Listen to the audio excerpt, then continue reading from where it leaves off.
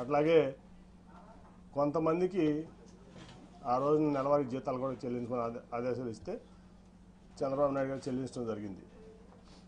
నా సొంత వ్యాపార సంస్థ కంటే కూడా తెలుగుదేశం పార్టీ ముఖ్యమని చెప్పి నేను ఈ పార్టీ గెలుపు అవసరం అని చెప్పి భావించి నేను ఆ పనులన్నీ చేశాను.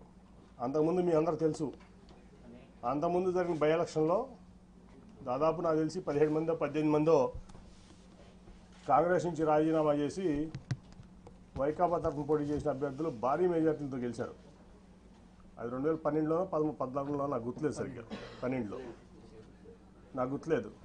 అప్పుడు అందరూ అన్నారు నన్ను, ఎందుకు నువ్వు ఈ డబ్బులు వేస్ట్ చేసుకుంటున్నావు, నువ్వు టైం వేస్ట్ చేసుకుంటున్నావు, ఈ పార్టీ గెలిచేది లేదు, ఏమీ లేదు, ఈ చంద్రబాబును కూడా ఎందుకురా నమ్ముతామని చెప్పి మా సొంత సామాజిక వర్గం వాళ్ళే ఆ రోజు నన్ను మందలించారు. సరే, మరి ఒక లక్ష్యంతో నేను దిగాను, ఆయన గెలిపించుకోవడమే నా లక్ష్యం. కాబట్టి ఏమైనా పర్లేదు, నేను ఇట్లాగే ముందుకు సాగుతానని చెప్పి ముందుకు సాగితే కార్పొరేషన్ గెలిచాం, జెడ్పీటీసీలు గెలిచాం, ఎంపీపీలు గెలిచాం, పంచాయతీలు గెలిచాం, తర్వాత జనరల్ ఎలక్షన్లో కూడా గెలిచాం. అప్పుడు శ్రీనివాస్ గారు బీజేపీ అభ్యర్థిగా మా అలయన్స్లో ఉన్నారు. అన్నీ గెలిచాం, జిల్లాలో అంతా నాదే భావిస్తా. అప్పుడు ఖర్చు పెట్టిన ప్రతి రూపాయి నేను ఖర్చు పెట్టింది.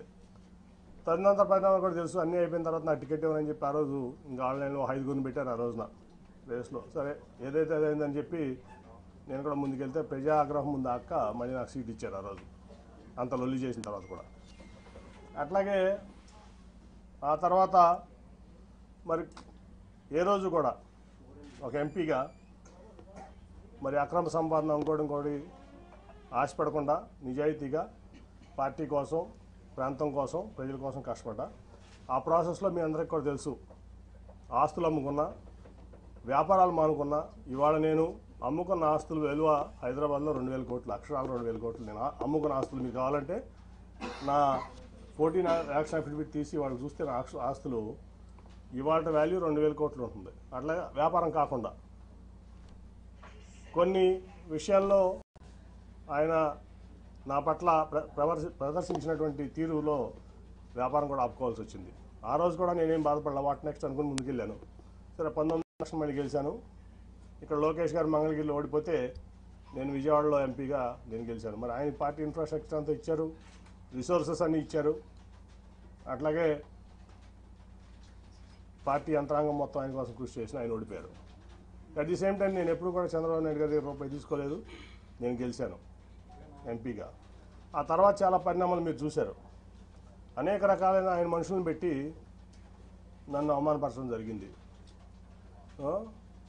అట్లాగే ఫైనల్గా వచ్చేబడి కార్పొరేషన్ ఎలక్షన్లో మేయర్ సీటు లేడీ అయినప్పుడు నేను జనరల్గా ఢిల్లీలో ఉన్నాను.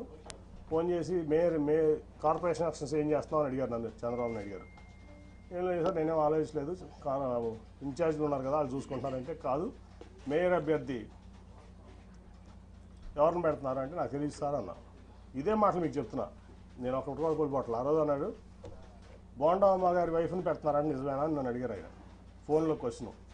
నేను వాళ్ళ వరకు ఎవరికి చెప్పలా నిజం, నాకు తెలియదండి అన్న. లేదు అది జరిగితే చాలా ప్రమాదకరం, నువ్వు ముందు మీ కుటుంబంలో మీ కూతురులో ఉన్న పెట్టు అంటే, లేదండి వాళ్ళు ఈ ఆలోచన లేదు, వాళ్ళకి రాజకీయంలోకి వచ్చేది ఆలోచన లేదంటే, కాదని చెప్పి 3 రోజులు నన్ను ఆయన ఇబ్బంది పెట్టారు, ఆయన బలవంత పెట్టారు, ఇబ్బంది కాదు. సరే, అప్పుడు టాటా ట్రస్ట్లో పనిచేస్తున్న శ్వేత అని మాట్లాడితే నాకు ఇంట్రెస్ట్ లేదు డాడీ, నాకు సోషల్ సెక్టర్లో చాలా ఇంట్రెస్ట్గా ఉన్నాయంటే ఇట్లా చెప్పారమ్మా చంద్రబాబు గారు. సరే, మరి పార్టీ కోసం నేను చేయాల్సి వస్తుందా మనం చేద్దామంటే 3 రోజులు విముఖత తర్వాత అక్కడ రాజీనామా చేసి వచ్చి ఇక్కడ ఆవిడని చూడడం జరిగింది. తర్వాత మళ్ళీ ఏం జరిగిందో మీకు అందరూ తెలుసు. అట్లా మళ్ళీ అదే మనుషులతో ప్రెస్ మీట్ పెట్టించి ఎలక్షన్ 2-3 రోజుల ముందు నన్ను ఒక వ్యక్తితో ప్రెస్ మీట్లో పబ్లిక్గా ఆ ఎంపీ కేసుని నాని చెప్తూ కొట్టిస్తానని చెప్పి మాట్లాడించారు చంద్రబాబు నాయుడు గారు. ఆ ఎంపీ కేసుని నాని చెప్పు తీసి కొడతానని చెప్పి ఒక క్యారెక్టర్లెస్ పర్సన్ పార్టీ ఎంపీని అన్నారు. స్పందన లేదు పార్టీ నుంచి కానీ ఏ వ్యక్తి నుంచి కానీ. అదే ప్రెస్ మీట్లో ఒక పాలిట్ బ్యూరో సభ్యుడు గొట్టంగాడి ఎంపీ అన్నాడు, అయినా స్పందన లేదు. 50 మంది కార్పొరేటర్లు 64 మంది పోటీ చేస్తే 50 మంది ఓడిపోయారు. సరే గెలిచేవాళ్ళు ఓడిపోయేవాళ్ళు అది తర్వాత సంగతి. వీళ్ళ ప్రెస్ మీట్ వల్ల పార్టీ చల్లా చెదురైపోయింది. ఆ నెక్స్ట్ 2 రోజుల తర్వాత వచ్చిన చంద్రబాబు నాయుడు ప్రచారానికి నువ్వు రావద్దు నాతో పాటు ప్రచారానికి, నువ్వు వస్తే వాళ్ళిద్దరూ రానంటున్నారు నాతో పాటు అని. ఓకే సార్ మీరు వెళ్ళండి అని చెప్పి పంపించడం జరిగింది.